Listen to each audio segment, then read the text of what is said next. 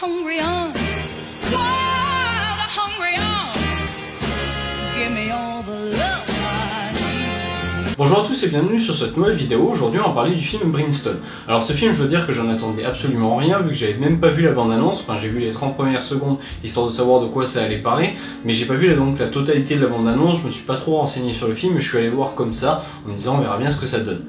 Et du coup, je dois dire qu'au final, c'est pas trop mal. Alors je vous encourage pas plus que ça non plus à aller le voir, c'est pas un film transcendant, c'est pas un film qui m'a retourné et qui va marquer l'histoire du cinéma, mais dans l'ensemble, pourquoi pas, parce que pour un film effrayant, je trouve que ça marche plutôt bien, et ça remplit plutôt bien son job. Je l'ai vu, ta mère. Pourquoi tu le laisses faire une chose pareille? T'es comme elle, toi. Donc franchement, en sortant de la salle, je dois dire que j'ai pas du tout été déçu. Le film m'a bien captivé, tout au long du film on est concentré dessus, on reste dans l'ambiance, on reste dans le film, une ambiance qui est quand même assez sombre, assez effrayante, faut bien le dire quand même, n'allez pas voir ce film avec n'importe qui, ça reste quand même un film dur à supporter et dur à regarder, il y a des moments vraiment très trash et très difficiles à voir. Mais dans l'ensemble, je trouve que ça marche plutôt bien, que tous ces moments ne sont pas trop surdosés non plus, donc ça va. Alors oui, il y a 2-3 moments où je trouve que ça devient un petit peu n'importe quoi, quand on balance une torche par exemple sur le visage de quelqu'un, juste pour le regarder fondre et brûler, ça franchement ça sert pas à grand chose. Mais c'est un petit peu le problème qu'on avait vu avec Logan, qui mettait un petit peu trop de violence, et vu qu'il avait la classification R, il mettait de la violence partout, un peu trop gratuitement finalement, parce qu'effectivement quand il découpe des gens et qu'il y a du sang partout et qu'il décapite des gens à tour de bras, dans Logan moi ça m'a un petit peu choqué parce que je trouve que c'est trop. Là dans Brimstone il y a également 2-3 passages où je trouve que ça aurait été plus effrayant finalement si on n'avait pas montré les scènes et qu'on les avait laissé imaginer aux spectateurs. Là, quand on fait cramer un visage, on enroule un gars avec ses propres tripes, ça franchement ça marche pas super bien pour moi parce que c'est un peu trop et c'est pas top. Bon alors après dans l'ensemble j'ai quand même trouvé que le côté effrayant du film était très bien géré parce que ça va crescendo et qu'on arrive toujours à rester à fond dans l'ambiance et ça c'est très difficile à faire sur ce genre de film. En plus de ça, la découpe du film en chapitres est très bien gérée. Pour une fois, on n'est pas du tout perdu sur les personnages, on sait presque immédiatement qui est qui, en partie grâce au grain de beauté donc que le personnage principal a dans le cou, ou alors au visage du révérend qui est facilement identifiable. Mais dans l'ensemble, du coup, on n'est jamais perdu et on suit le film sans problème. On sait très bien qu'on est dans le passé, puis dans le futur, etc. On sait à quel moment le film se passe. Et ça c'est bien parce qu'il ne perd pas son spectateur tout en se permettant une ligne temporelle complètement déstructurée. Parce qu'on va un coup dans le futur, puis dans le passé, futur. Enfin c'est compliqué à suivre ce genre de film en général.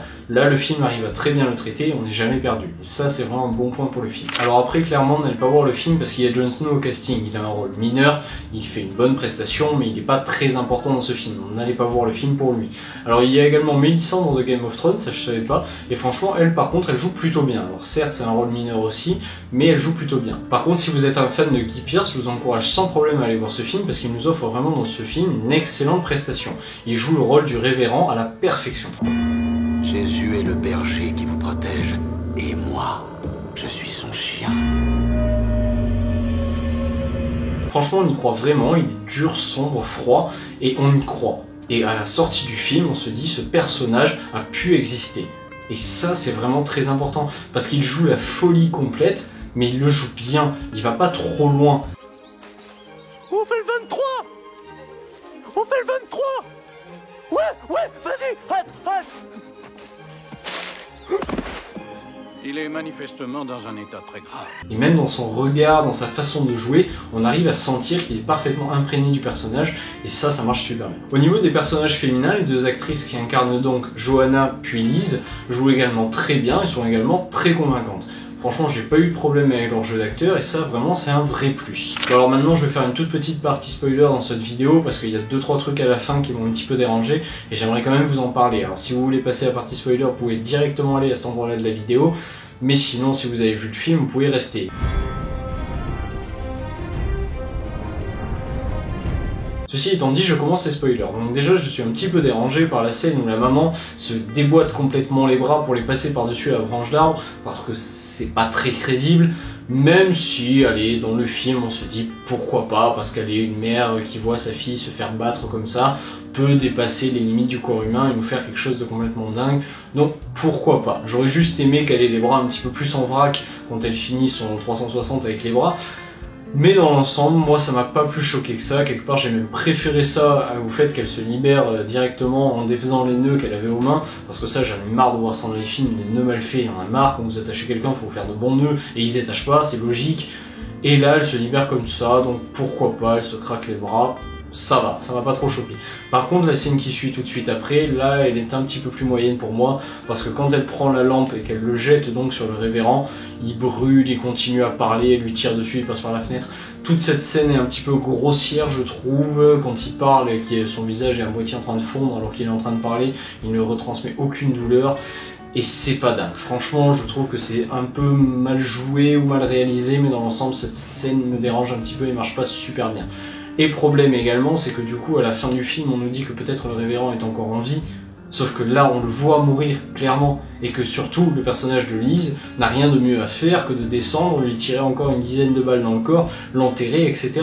Autant quand elle l'abandonne dans le bordel, on peut se dire, bon là, éventuellement, il est mort ou pas mort, on peut pas vraiment savoir, parce qu'elle part avant de pouvoir faire quoi que ce soit. Là, dans le chalet, elle a vraiment tout le temps. Donc ça, c'est pas très crédible.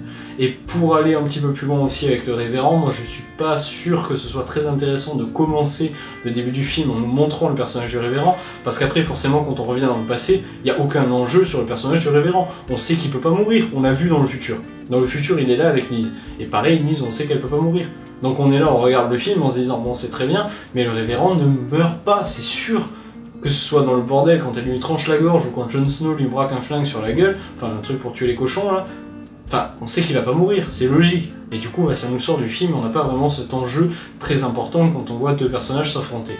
Ça c'est un peu dommage. Et pour aller encore un petit peu sur des détails, je veux dire que la scène où Jon Snow étrangle le gars dans les chiottes, certes elle est fun, certes elle est bien, mais franchement c'est un peu naze, il a un flingue et la ceinture, pourquoi il s'emmerde à l'étrangler? C'est pas logique une seconde. Et pareil un petit peu plus loin quand il essaye donc de tuer le père de Johanna avec un flingue pour tuer les cochons, pourquoi il prend ça? Il a 2 colts à la ceinture, il pourrait rester à une distance raisonnable et faire son petit laïus sans prendre aucun risque et pouvoir le descendre tranquillement.